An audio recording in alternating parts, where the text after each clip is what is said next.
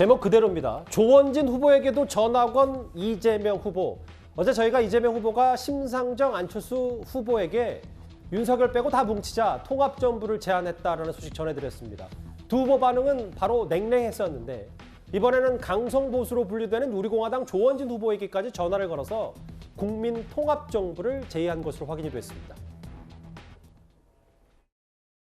모든 가능한 연합 세력들이 각자 역할을 나눠서 함께 국가를 위해 일해보자.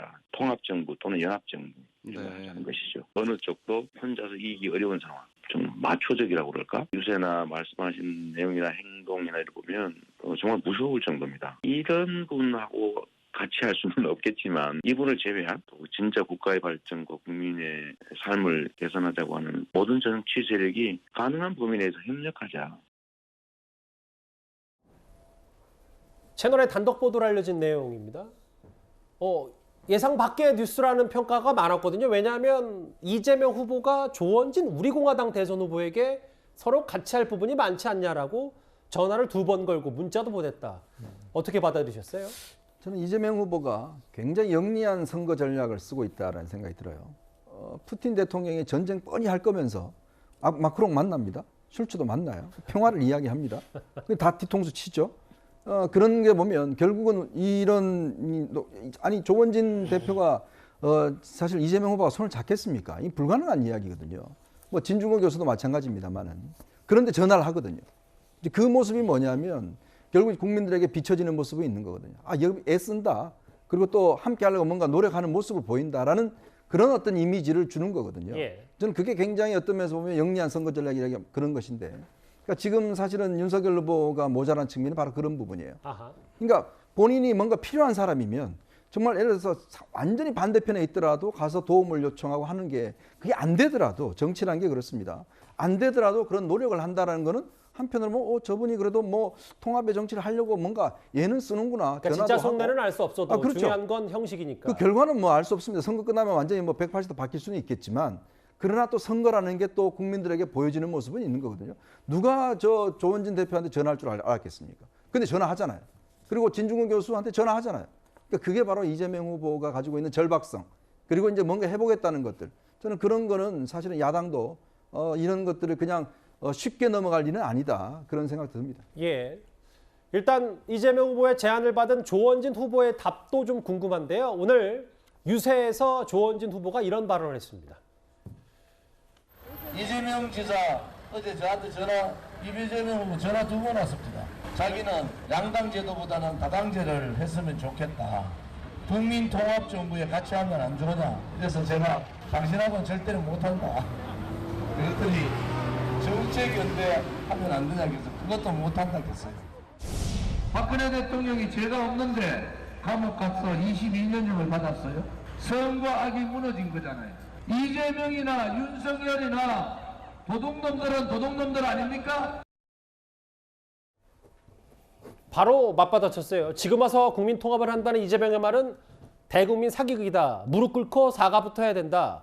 라고 일단 얘기를 했는데 장 변호사님, 제가 방송 전에 조원진 후보하고 직접 통화를 했는데 이것보다는 조금 톤이 낮았습니다. 그러니까 이재명 후보가 본인과 1대1 토론도 하자고 했다. 그래서 본인은 김동연 후보까지 같이 해서 균형을 맞춘 3자 토론 어떠냐라는 얘기할 정도로, 물론 받아들이진 않았지만 이재명 후보 여러 제안에 대해서 생각이 좀 많은 듯 했거든요. 제가 느꼈을 땐.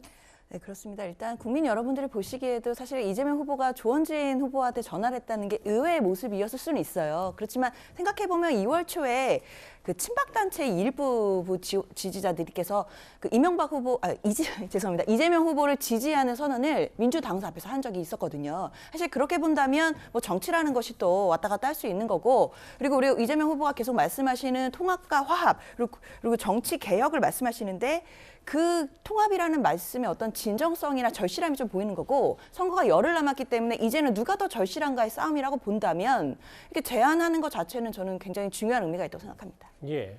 진중권 전 교수에도 전화를 걸었어요. 물론 진 전 교수는 이미 늦었다라고 얘기를 했지만 전화를 걸긴 걸었더라고요. 걸어서 뭐 사과도 했다고 진 교수가 이제 또 밝히지 않았습니까? 이런 모습들은 좀 전에 그 조원진 대표 막 욕도 섞어서 이제 거절하셨지 않습니까? 하지만 그렇다 하더라도 그런 상황까지도 뭐 벌어질 수 있는 걸 염두에 두지만 여기서 그래도 국민통합정부와 국민내각을 정말 하겠다, 집권해서 꼭 하겠다는 모든 정파가 모여서 국민들 원하는 정책 만들어내고 통합하자 이런 메시지를 던지기 위해서 이런 결단했다고 보고요.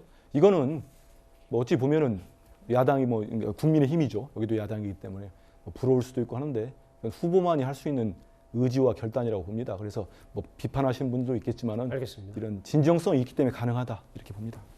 저는 이제 그 이재명 후보가 조원진 후보에게까지 전화를 걸었다는 걸 보고 깜짝 놀라면서도 아, 정말 굉장히 집요하게 절박함이 있구나라는 예. 점에서는 야당도 배울 점이 있다고 봅니다. 그런데 집요함과 절박함의 몸부림이라는 게 그래도 정도가 있는 거거든요. 예.